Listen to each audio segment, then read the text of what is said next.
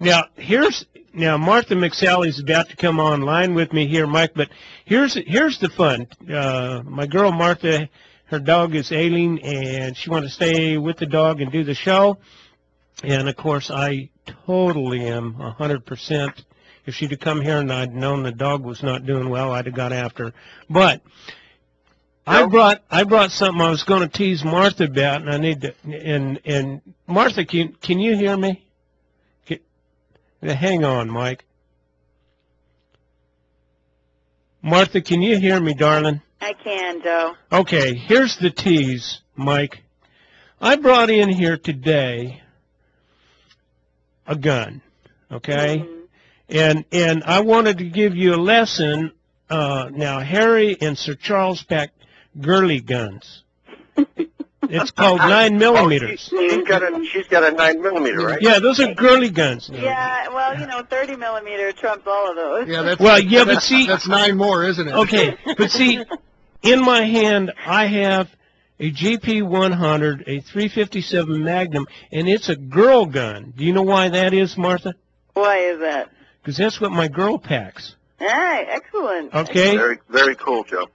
But anyway, Mike Emery, I will stop by your outfit maybe tomorrow after I get done out of the heat.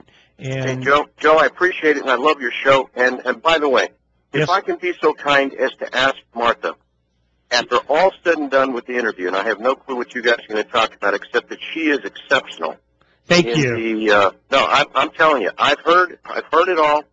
I don't like what's happening in this country today.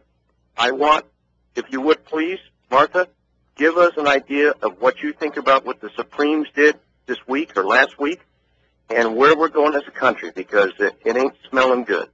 Yeah, absolutely. Well, I was totally shocked by the decision that this, this largest tax increase in American history perhaps was actually sold to the Congress and taxpayers not as a tax, and then was defended to the court as a tax.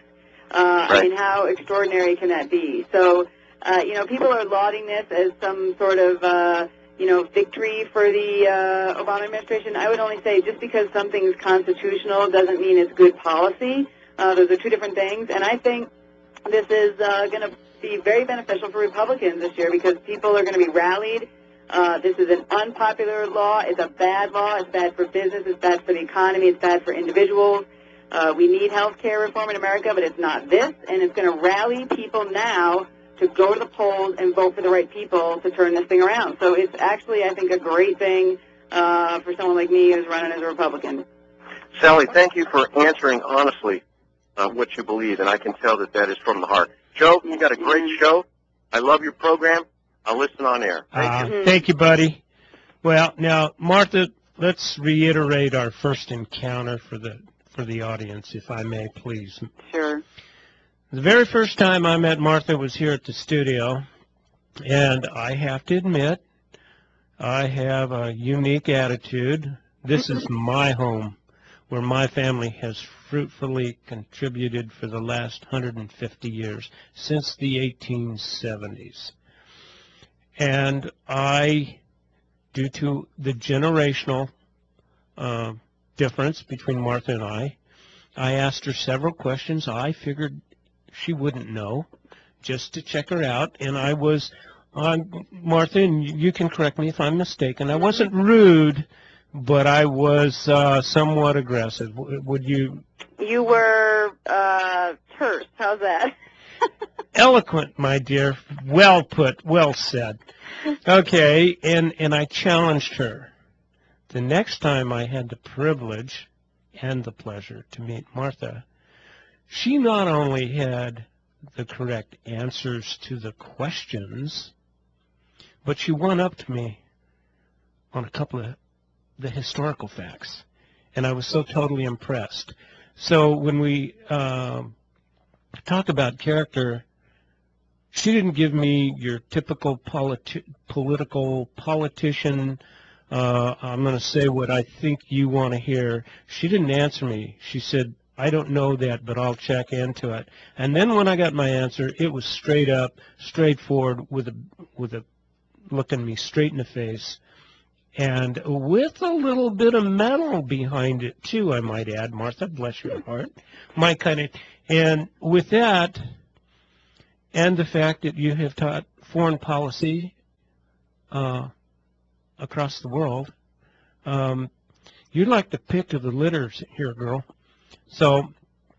Oh, thank you, Joe. I really appreciate your support, and thanks for giving me a second chance. And then the other thing that I did this week, and, you know, I'm just kind of a hick raised out in the brush, but my upbringing says you got to look at the personnel that people surround them by, and I spent about 3 hours in Martha's war room, if you will, picking on her personnel there. She's got a pilgrim from New York, and she's got a ridge runner out of the South. But by God, she's got the coolest Texan I've met in many years. And I mean absolutely one of the coolest Texas girls I have met in a long, long, long time. All of your personnel are just gracious, wonderful people, and they hold one thing in common that I really, really appreciate is they're straight up, straight out, going forward, and if you test them, they're going to meet you straight on. There's none of this nonsense and politically correct nonsense. It's straightforward, truthful. This is what we have. This is what we intend to do, and we're going forward. And for that, Martha, good job. Well, I'm so grateful and blessed, Joe, that I've had like these wonderful people surround me and come onto our team, and you know we wouldn't be in the situation we're in without them. So I am incredibly blessed by their extraordinary talents and gifts and perspectives and hard work and everything. And so it's just been a blessing to me. From day one, I considered this like a command of a squadron, that I have to set the climate, because you know politics is dirty, and I wanted to set a climate just like I did for my squadron when I was in command, that had core values to it, because I'm responsible for setting that climate and making sure that everybody who's associated with me understands what that climate is, and they're willing to be a part of that, and if they can't be a part of that, then you know this isn't the team for them. And so I'm just so grateful that this team has really embodied those core values. You know, things like warrior spirit and excellence and grace and stewardship and integrity, and you can find the rest of them on my website. But I take them very seriously, and this whole team has really embodied them, and you know, so we're going to win this thing together, and we need obviously a larger team. But I'm so grateful for my core team. Well, I got to tell you, I was sizing up the crew there. Pardon me for being a little forward there, but the one that frightens me is the ridge runner out of the South. Don't contest that little girl. Holy moly! I can handle the Texan and the pilgrim from back east. I can put him to run, but the ridge runner. Oh, my goodness. We're talking about somebody that's got some metal there. Don't mess with that little gal. Well, no, I was impressed with everybody. They were delightfully polite, and all of them are very intelligent and hardworking people. Now, what I'm going to press you on today are a few issues. When we talked that first time, I pressed you about production agriculture. And as I've followed you, I see that you have spent much time in Cochise County meeting the wonderful people that produce our food and fiber. And of all of the meetings, what most of all did you get out of that? Well, I've had several meetings, to include meeting with a lot of the different ranchers, and then I actually attended the whole day of the annual Cattle Growers Association meeting, you know, for Cochise and Graham County. And that was fantastic because, you know, there's lots of representation from around both counties there, and got a briefing from the state level as to what are the, you know, concerns there and the issues related to the cattle growers and the ranchers that have to do with legislation specifically. And so I think I got my work cut out for me on a number of different issues that they're not highlighted right now in the national news, but they're important pieces of legislation and things that can help these people out, like the Equal Access to Justice Act as an example. Here we have an act that was well intended but is being abused by activist environmentalists that are now using basically the fact to fund their campaigns against growth and against development, and it's just been distorted and it's taxpayers' money. And so there's some things that only can be legislatively changed, and I have a whole list of them from that meeting, and it was just very beneficial to sit through all the business of that meeting. A lot of it's mundane, a lot of it is serious business, though, even as they're going through their, electing their officers in different parts of their constitution. But it was just great to be around for a full day, the representatives from that community, and to hear from them and to ask them questions and make sure that as I'm representing them, I understand what their concerns are and what I need to fight for at the federal level. On that very issue of those people in Cochise County and around the state, I know that the subject of illegal entry into our country came. I'm sure it came up. Of course, yeah. Because they're the people right on the edge, right on the line. Yep. And I got an email from a rancher, one that you met today. There was an 80-year-old woman robbed in broad daylight, and right there by Apache, Arizona. And they're illegals. They grabbed the stuff and ran towards the border. Go figure. So, yeah, it's a lawless area. What do you, as you have talked with these people, what have you formulated in your mind that would be good legislation as pertaining to the illegal entry into our country?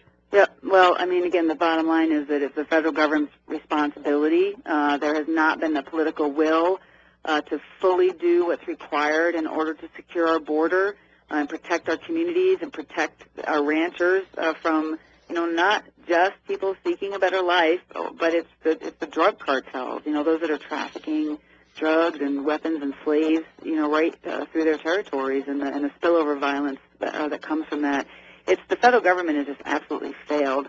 I don't want to get into the kind of name calling of who's doing right or wrong, but I really have been trying to sit with them and try and get to the bottom of what's going wrong. We've increased certainly resources to Border Patrol. What's not working right? And I will say, having sat in the at the Tucson sector, the liaison meeting between the Border Patrol and the ranchers, they're trying to develop a better relationship with the ranchers, and I saw that even down at the Cochise Graham meeting when one of the senior Border Patrol guys got up and gave a briefing. But often I think they're speaking two different languages. It's you no longer have Border Patrol agents that were grown up in this environment that are part of even Cochise County coming back to serve. You now have these agents being thrust in from all over the country, don't even understand basic ranch etiquette. They're just being disrespectful and irresponsible as they're on their territory, killing their cattle or what they're doing to their lands, causing erosion or not repairing their fences, and just basic courtesy. And this isn't legislation, so I'm not answering your question yet, but there is an attempt to try and have a better relationship to address their needs, but there's still a fundamental disconnect between what I believe is a solution, what the ranchers I talk to believe is a solution, and what's happening, and that is the Border Patrol are not at the border. We have increased resources, but they are just not at the border. And, we've got the cartels that are spotters on the hilltops, so we've got fences and barriers that are delaying activity. Once we get past all the rhetoric, the ranchers will say that it is delaying activity, but if the barriers are not monitored, then it doesn't mean anything, because they'll just figure out a way to go over them and under them and around them because they're not monitored. And it's not difficult to use a combination of barriers, manpower, sensors, and airborne assets in order to use intelligence-driven operations to detect monitor and intercept illegal activity. We know how to do this. So we're not using the resources we have smartly. I don't understand why Border Patrol doesn't understand that language, because I'm hearing it from the ranchers. I understand it myself.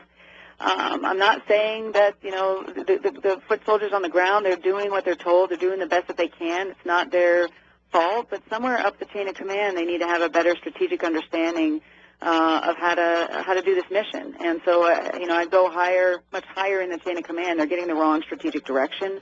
And eloquently put. For instance, on the Tohono O'odham Reservation, help me out here, Harry. What's that? 82 that goes down to? I think so. Yeah. Well, you talk to the younger officers, and you have to realize I have so many friends and family in different agencies, and the younger officers, well, there's nothing to the north of 82. That's what our commanders tell us.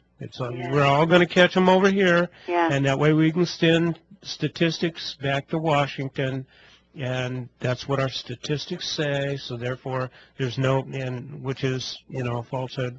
Yeah, these are good Americans that are trying to do the right thing and are doing their job to the best of their ability. It's just flawed guidance, you know, from above. And there's a lot of disjointedness going on, obviously, even between the sectors. When I sat in one of the meetings, there may be an awareness of what needs to happen on sort of the western edge of our sector, but if the other sector to the west is not prioritizing it, then you're just going to have the leakers, you know, being able to go around. And so, again, an integrated effort, a better strategic effort that's integrated, using the resources we have is what we really need to do. And the frustration is very real for these ranchers, because they see some things happening, like the barriers, that are helping a little bit, but they're not seeing them capitalized on to the way that they could be. And it's not a call for more resources at this point. It's a better use of the resources that we have. Very well put. I've heard that. I've heard that from different agents. I've heard it from cowmen. I've heard it from law enforcement, and you know, we can all see it. So let's fix it. Yep. We're coming up to a break, my friend. Yeah. And so let me go through the break, and we'll be right back with Martha McSally. Nobody knew where he came from. They only knew he came in. When you need your drywall fixed, you don't need a dusty white trail of footprints through your house. Dreyfuss Drywall will solve your drywall problems professionally and at a cost you can afford.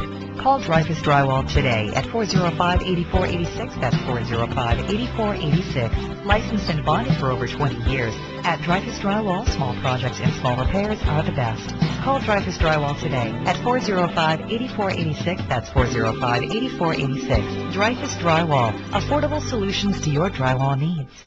Vaquero Feeds at Prince and I-10 at 3301 North Freeway Road at 888-8489 is your one-stop store for all your tack and livestock needs, where your business is always appreciated and you never have to load your own feed. Check out Vaquero Feeds' fine selection of Weaver tack and products. Vaquero Feeds has a line of show products for the 4-H and FFA youth, as well as affordable quality tack for the working cowboy, and it's all Weaver products. For you ranchers and horse enthusiasts that can't make it to town to the store, call the sister company Animal Health Express at 800-533-8115 or online at animalhealthexpress.com. Vaquero Feeds at 3301 North Freeway Drive, Tucson, Arizona. Call 888-8489. They guarantee what they sell.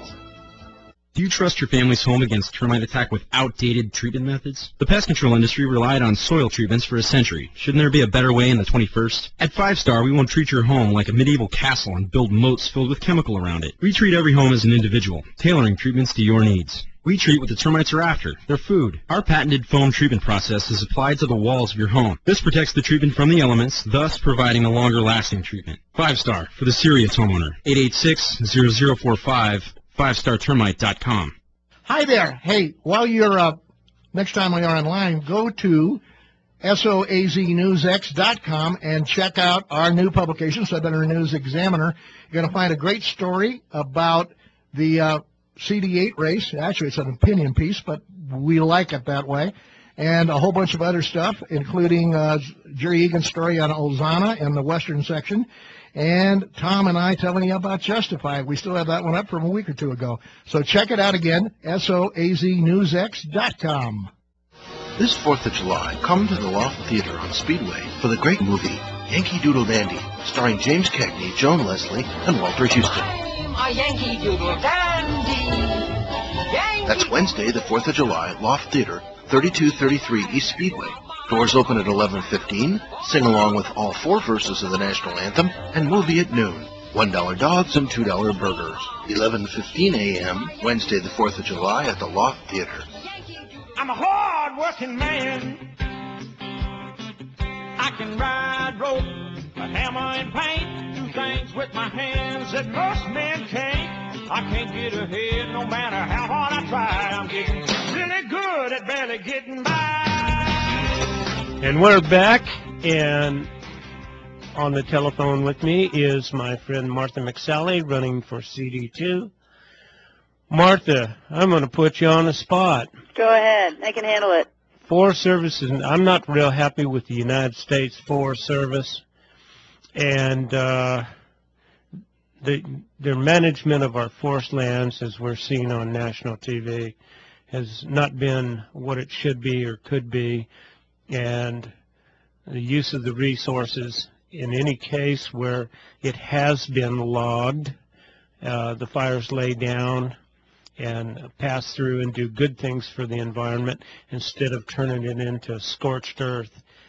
People have lost so much, but their attitude has been so narcissistic, and going after the water rights of the city of Tombstone has irritated me in ways that I cannot articulate on air without getting in a lot of trouble. Now, when elected, what can you do to help the city of Tombstone and the water issue? Yeah, well, in our role as an oversight of federal agencies, I will provide some strong oversight to them. We've got a, potential existential emergency going on with the city of Tombstone right now, with their water situation. If they had a fire in the town right there, they would not be able to cover it. They're in an emergency situation because they're unable to repair these lines. I'm sure most of your listeners are familiar with the litigation that's gone on and not gone in their favor. So, the branch of the government that needs to get involved is Congress in their oversight. I'm a conservative. Federal government can't solve everything, but in this case, we have oversight of federal agencies, and representing Tombstone as part of my constituency, I have got to fight for them and address this so that this federal agency doesn't continue to block their ability to survive. Yes, and of course it's turned into a battle of the ambulance chasers now. Which will drag it out 2 years. Meanwhile, somebody's, they're in dire straits. Yep, exactly. And to get back to the illegal issue, I've got a buddy working up in that area, and he said the dunnage in the wilderness area from illegal traffic is just mind-boggling. Now, we had a caller that didn't want to come on air, and the caller would like to know your position on the proposed Rosemont mine. Okay, but they didn't want to come on the air and ask it. That's kind of funny. Coyote. Well, I promised when I came into this race that I was going to talk to all sides and try and get the facts and make an objective analysis before I form assessments on anything, because that's just the way I am. I'm not political. I'm not going to take a poll and see which is more favorable. And I will say, in general, I'm a strong supporter of mining, and in general, I'm a strong supporter of bringing jobs into our depressed economy here. But I do have land in Elgin, and I did talk to the other side who, by the way, are not like left-wing crazy liberals that we want to just dismiss because they're trying to protect some frog that doesn't exist. They're actually fairly educated people of across the political spectrum, and they do have what I think are some legitimate concerns about the water situation where I actually have land, and and potential negative economic impact to the Elgin-Sonoyta area, like Patagonia, all that kind of stuff. That is yet to totally be resolved. So what I honestly would like to do is bring everybody in a room and talk to them together because I am remaining neutral at this point, and in my role as a member of the House of Representatives, my job is to make sure that there's these processes which have 2 federal permits involved are timely and fair. And, whenever the EPA gets involved, I'm very skeptical because they've overstepped their bounds in so many different ways, and they slow things down, and they show that they have an agenda. So I'd be very concerned about that process and that being timely and fair. But when I get into the House of Representatives, I'll make sure that those things are sped up as quickly as possible and that they're timely and fair. I said, in general, I'm a strong supporter of mining, but I still have some concerns, and because I don't have 3,000 hours to sit down and study all the, different issues. And he said, she said, I would love to get everybody in a room and let's talk about it and get our facts straight so we can actually address this thing and move it forward one way or the other. Well put. Now you just touched on another evil in my mind. That is the EPA. And you can explain this better than anyone to me. Okay? I don't know. Well, so Charles Heller tried to explain it to me, and I can't get my brain around it. Like I say, I'm not the brightest flame in the fire. Yeah, we have this law, and the Constitution says they will not use military weaponry against we the people, correct? Right, the Pasa Comitatus, yeah. Then what in hell is the EPA using drones to fly over ranches and farms to spy on them? Is a drone not a military weapon, yes or no? It actually is not. It is, in this case, it's only military, when it's used by the military. We obviously have airborne assets we use in the military and are also used for civilian purposes and, similarly other types of stuff. So in this case, I'm not a constitutional expert, but I think the concern would be right to privacy and sort of unreasonable search and seizure, perhaps. Well, in the Tohono O'odham Nation, when they wanted to put a drone down on the border along on the Tohono O'odham Nation, the nation told the federal government, no way, you are invading our privacy. Right. Okay, now whether, whoever came up with that is locked into the cartels or whatever. Yeah.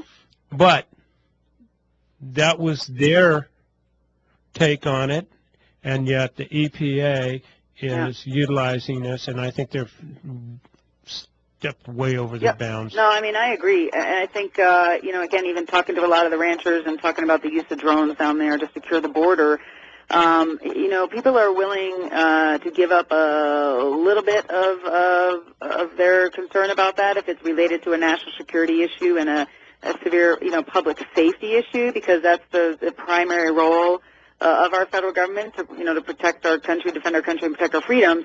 But when you're talking about other agencies using it for, monitoring environmental stuff, there's no legitimate concern there that would be able to sort of override those privacy concerns. So I think that's totally legitimate and needs to be addressed. Drones are going to be expanded significantly. It's civilian use and used by government agencies for lots of different things. And so we've got to really sit down and think this all through because of, balancing the effectiveness of using them versus the invasion of people's privacy or the potential. So these are difficult questions we've got to sit down as we advance these technologies. I personally believe that drones are going to be transformational in many ways. In fact, Arizona is in the running to be one of 6 states that's actually, working on the testing of that with the FAA for future use, and we have the opportunity to be a part of that testing program. We still, are behind some of the other states that have really worked hard coming together with a public-private partnership to try and win those bids. It sort of was for us to lose, but we potentially could lose it because we often take too long to get our act together. Right. Amongst our state, within our state, the competition even between, the different counties and things. But the bottom line is it has a potential to be transformational technology, and we need to do it smartly and do it while still protecting those freedoms that we hold so dear. Of all of the questions that you have been asked over the last year, what question was the most difficult to address? The most difficult. And the reason I ask that is more often than not, there's always some yahoo that's wanting to come in the back door with something that, you know, is very difficult at best to answer. Yeah. But now that you've been in the trench here for a while, yeah. What question comes to mind that is probably most difficult? Yeah, I think if you're a pure politician and you're trying to sort of dance around tough issues, and you're trying to sort of just get away with your sound bites and, you know, walk different lines for different constituencies, then, you know, maybe you do feel like you get a lot of hard questions. I guess, you know, the way I've carried myself is, you know, I'm transparent, I'm thoughtful, I'm measured. If I don't know the answer to something, I'm going to look into it. If something is a difficult, complex issue with polarized views of it within our community, I'm going to try and understand it. I'm going to try and listen to both sides. If I haven't, I'm going to try and have a dialogue and debate and thoughtful discussion about it. You know, when I come to a conclusion or a position, I'm going to communicate it not by yelling or being divisive, but in a thoughtful way. We've got a lot of complex issues we're facing, and I think people are looking for authenticity and they're looking for leadership, and that's what kind of candidate and campaign I have. So I can't think of one particular question that was like that, because as you saw, if I get asked a question that I don't know the answer to, I look at him and say, I don't know anything about that, you know, and let me look into it. Or what do you think? I'm often turning it around like, I don't know, I'm trying to represent you. You tell me what you think about that, and let's have a discussion about it. So I think maybe just the way I am causes me to not be concerned about getting difficult questions. And, you know, I'm criticized for that. I got people like, oh, she didn't know the answer to that. Yeah, I could have made something up and tap danced around it and been political, but that's just not who I am, and I think people are tired of that. We're very tired of it, and that's why I have decided to get in behind the Martha, the McSally, and help all I can. Now, your district borders the great state of New Mexico. It does. And I have many, many friends that are battling right now with their representatives on everything from monuments to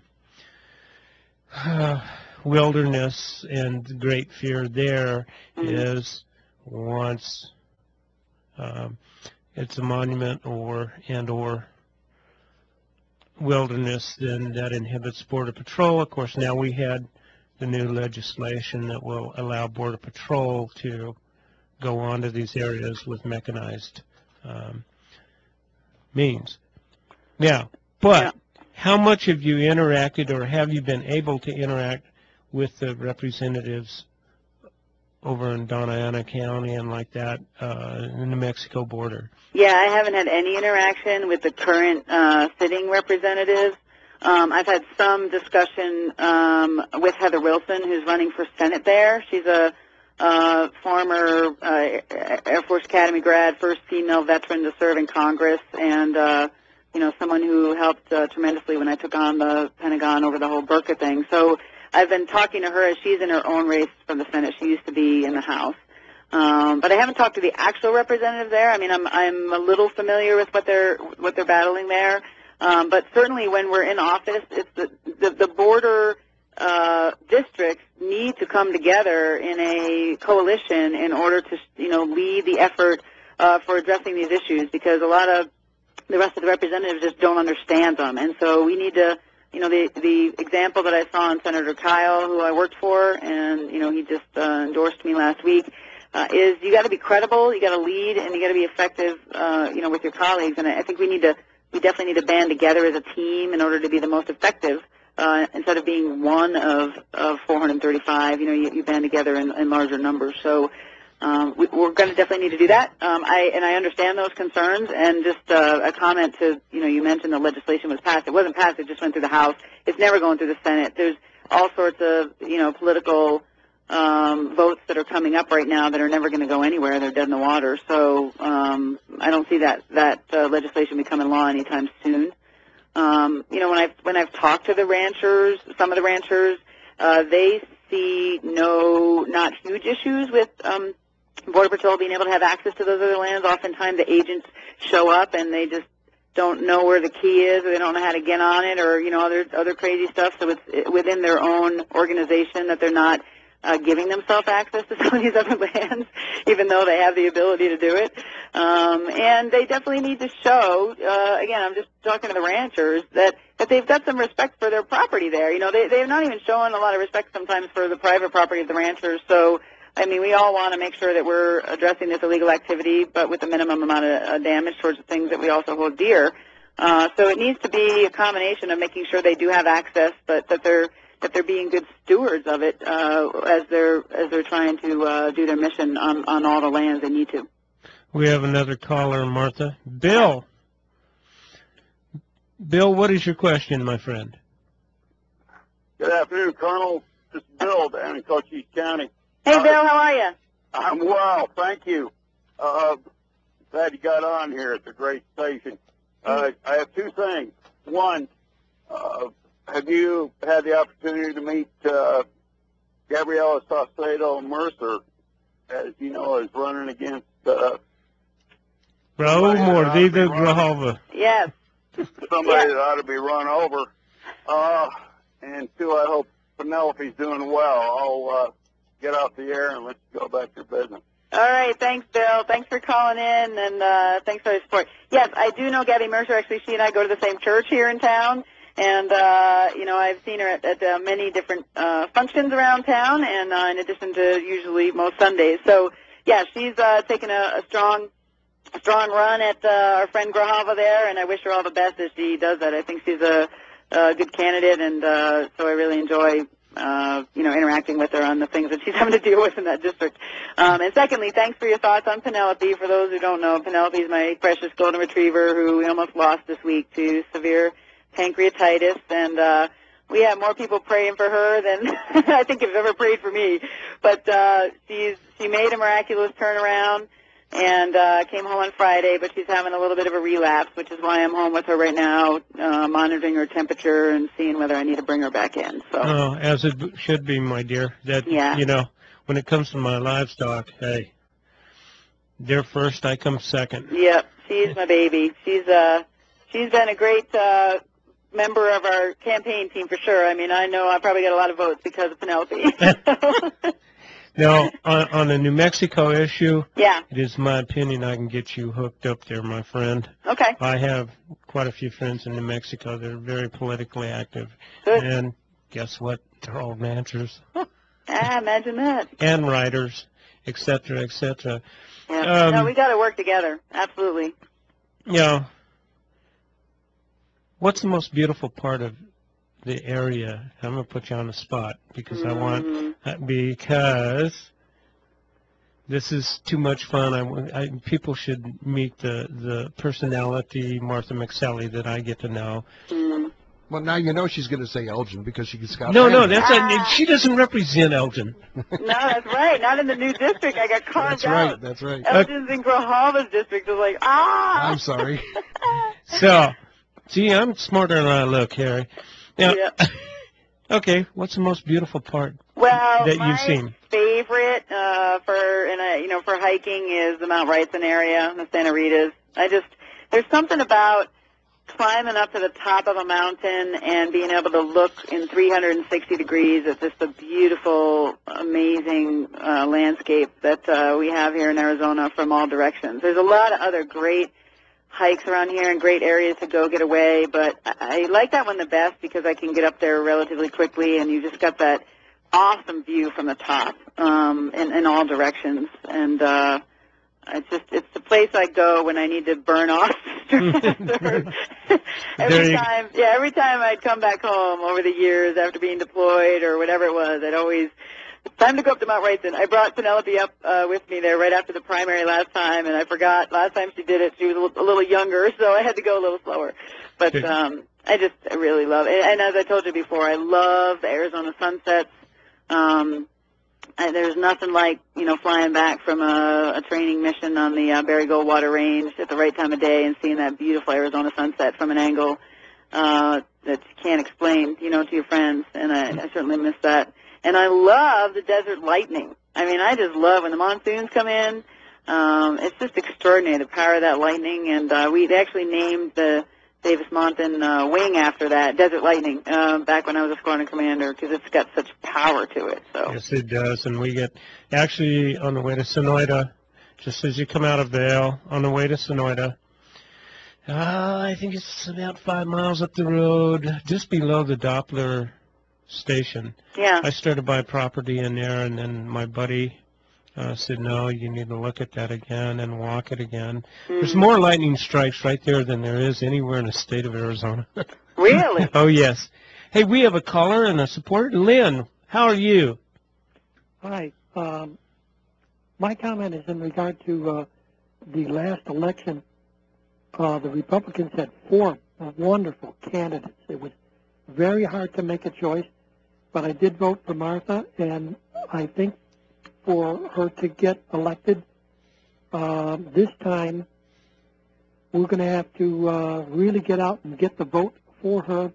I think, Martha, I think you're strong. Thank you. And I think that you'll do well, but I think also the Democrats are going to throw a lot of money into Ron Barber's campaign. Yes, they are.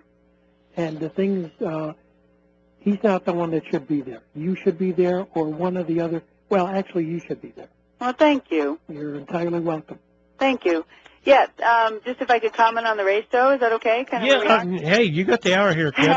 Okay, cool. By the way, thank you for the support and your vote last time. And I never, would have imagined when I felt really kind of a call to duty to step up and serve my country and my community in this different way, that we'd be in the situation we're in right now, where, we are essentially the presumptive Republican nominee, and I have 4 months now to beat Ron Barber. It will be an uphill battle because, as one mentioned, he's going to get a lot of money from the Democratic Party. He's got the momentum because he won by 7 points, and people think it's impossible for a Republican to win because the district shifts by 6%, and so it's just an uphill battle. But he's a weak candidate, and he's already causing some turmoil within his own party. Because of some of the votes that he's taken trying to walk the line, and that's a good thing. So, he'll have a voting record, and I think, I look at it like I'm not going to be attacking him in personal attacks. That's just not who I am, but I am going to bring out his voting record. I am going to, talk about the differences in our backgrounds and experience and leadership and addressing the things that are facing our community and our nation. And the district chose to have Ron Barber serve out Gabby Gifford's term as opposed to Jesse Kelly, and that's what the voters asked for. I hope that they're open to another option for the future. I think this last election was about the past, and I hope that they look at November as being about the future. Who do you want to represent you moving forward? Who has the education, the experience, the leadership, the moral courage, the demonstrated record to do the right thing, regardless of the personal cost? And I hope to present myself to all the voters that way. Well, but we need to be smart about it. You got a question? Well, the thing that most, when I sit down and think, who's going to represent me in my district, yet who's going to sit in Washington and represent the entire country in this group called Congress, you have massive training in foreign policy and defense. Mm-hmm. And I'm not going to say anything negative about Mr. Barber in our last few minutes, but he doesn't have those skills. And that to me is the wonderful thing about Martha. Mm-hmm. Martha, we have 2 minutes left. I'm going to make I'm going to beg you. Hey, you're my favorite pilgrim, okay? Thank you. Okay? Once a week when I'm on air, would you please call in for 5 minutes, just 5 minutes, and tell us what you're doing and where you're headed? I would appreciate that. Absolutely. And let's do it. It just breaks my heart you weren't in studio today, because I really did want to teach you about girly guns and a girl's gun. Okay, it's just one of those deals, and Fair enough. Hey, thanks for having me on. And like I said, I think we can win this thing. I think it'd definitely be a different representative on the Armed Services and Homeland Security Committee than Mr. Barber will be. And I got to win over independents and Democrats and bring some unity to the Republican Party. That's how we're going to win. So let's work together and let's figure out how to do this. And I appreciate all the support. Well, thank you for coming on this 4th of July weekend, and that's specifically a great thing for me, and I enjoyed the hour immensely. Thank you so much. Thanks, Joe. And you give old Penelope a hug and a lick for me. I will. Thanks for thinking of her, and we'll talk to you next week. All right. Okay. Have a great one. All right. Thanks. Take care. Bye-bye. Bye. Well, Harry, I enjoyed that, buddy. That was good.